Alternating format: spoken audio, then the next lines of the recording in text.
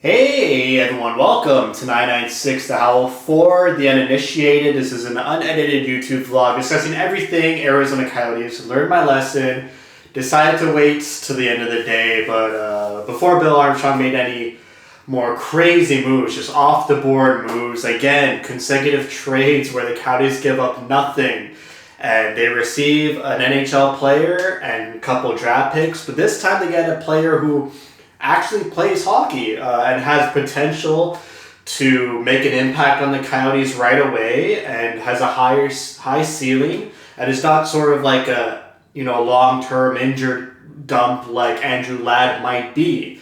For the Andrew Ladd trade, the third round pick has a condition on it that Ladd has to play one game in the 2022-2023 season, so you get a sense of where Andrew Ladd is at. He knows he has to train hard in the offseason. But Shayne Gostisbehere, Ghost Bear, as his nickname is, he's still got hockey in him. He's still like a young, offensively minded defenseman who's pretty good defensively. He kind of fell out of favor in Philadelphia. They got a lot of young defensemen over there. But, let's get into Gostisbehere. A very interesting player. He came out on the NHL scene hot, on fire in his rookie year, scoring 17 goals, 29 assists, 46 points in 64 games played. And then his first NHL full season, a bit of a step back, 7 goals, 32 assists, 39 points. But then again, increasing his stats and getting a lot of points, contributing a lot in the following season. In 2017-2018, 13 goals, 52 assists, 65 points. And then from there, takes a major step back. He's battling some injuries that he says he's moved on past from. So maybe the change of scenery and maybe the desert sun reinvigorates Gostisbehere's NHL playing ability. But yeah, the last two seasons, not too good. Only playing about 40 games in each of them. 12 points in 1920 and 20 points in the shortened 2021 season. So looking at Gostisbehere's stats, it reflects sort of that meme the Philadelphia Flyers have of them where they only make the playoffs every other year, and then those odd years they don't make the playoffs. So the Philadelphia Flyers make the playoffs in almost every season. Gostisbehere plays well.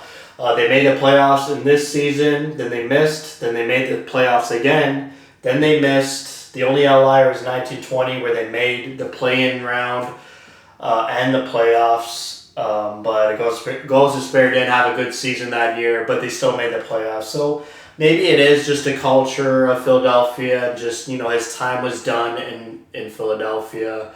He carries a pretty big cap hit, $4.5 million, but he's only paid $3 million, just north of $3 million in terms of actual salary and cash that the Coyotes have to pay for him. He only plays 2 more seasons, 2 more years left, so hopefully that salary, doesn't get in the way of signing Garland or Bunting. Just like an Andrew Ladd trade, this trade is really good. You can't even call it a trade, it's just an acquisition. But if they can't sign Garland due to the commitments to Andrew Ladd and Gostisbehere, and there's reports that they might be interested in Anton Strawman from Florida, who has 1 year left at about $5.5 million. If they can't sign Garland because their cash is tied up in these guys, that would be very disappointing. If I'm reading the tea leaves, I think Bill Armstrong's trying to get rid of Oliver Ekman-Larsson and trying to package Garland with him so that the Coyotes don't lose any draft picks and trying to lose Ekman-Larsson. Or they just wanted to recoup all their draft picks, and they've done just that. 3 second-round picks this upcoming weekend in the draft. And then next year they have 4 second-round picks, including their first-round pick next draft. So yes, the Coyotes are able to draft in the first round again starting next year.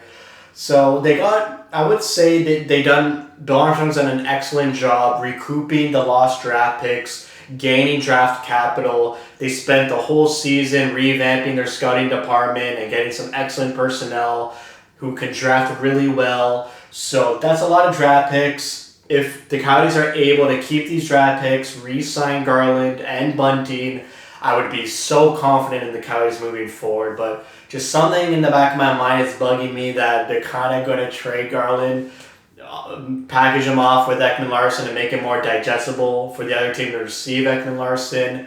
But if they're able to keep all these draft picks, he's done a wonderful job getting all these draft picks, and sort of retool on the fly after what happened with John Shayka losing the draft picks, and able to sign fan favorites like Bunting and Garland, I'd be really happy with the team. It'd be a great direction to go towards. But we just have to wait and see. Again, it's going to be a busy week with the draft this weekend, and then next week we have free agency. So Bill Armstrong's going to be busy. He's going to be a busy guy. And hopefully good news out of the Coyotes. They released their schedule, so that's good news. They have a long Eastern road trip at the end of October, and we all know how those Eastern road trips are. It's a 6-gamer right at the beginning of the season. It's going to be a rough one. They also changed all their social media logos to the Kachina logo, so I'm pretty sure the rebrand should be announced tomorrow at the draft. I believe the first round is only Friday night, so maybe Saturday when the second round starts and the Coyotes are involved, maybe they'll announce their rebrand then. But all signs point to a Kachina rebrand, and now they're in talks of building a new arena in Tempe, Arizona. I've been to Tempe, Arizona. It's a great city.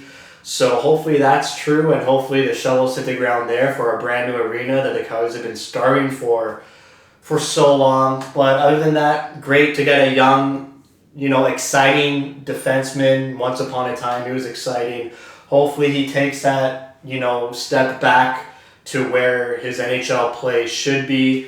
He's only one of 5 defensemen the Coyotes have signed. Ekman Larsson, Chychrun, Lyubushkin, Capobianco, and Gostisbehere. So they got to sign about 2 or 3 more defensemen, a couple more forwards. So it's going to be a busy time for Bill Armstrong, and a busy time being a Coyotes fan. So that's it for me.